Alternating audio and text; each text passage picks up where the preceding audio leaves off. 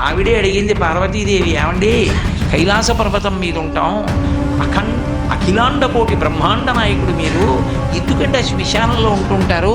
కొంతమంది పని కట్టుకుని అదే పనిగా శివుడు శ్మశానవాసి అని అక్కర్లేని ప్రచారాలు అన్నీ మొదలెడుతున్నారు కదా, ఎందుకండి ఆ శ్మశానంలో ఉంటారని అడిగింది.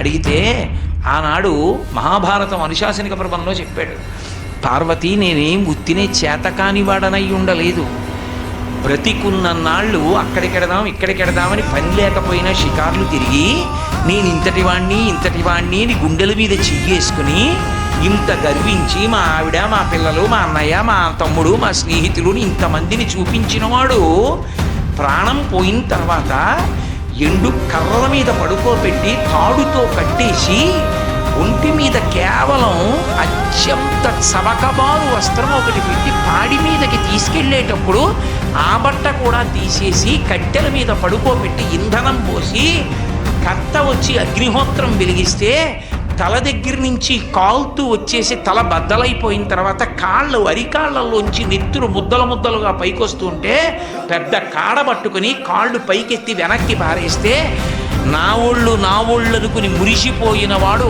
కట్టెలలో కాలిపోతుంటే జీవుడు పైకి లేచి చీకటి పడుతోందని వచ్చిన వాళ్ళందరూ స్నానం చేసి వెళ్ళిపోతే ఒక్కడే ఉండిపోయానని బెంగ పెట్టుకుని ఏడుస్తుంటే నేనున్నానని ఓదార్చడానికి ఉన్నాను. నేను లేకపోతే చచ్చిన వాడు చస్తాడు పార్వతి అందుకున్నానన్నారు. అది ఆయన ఔదార్యం.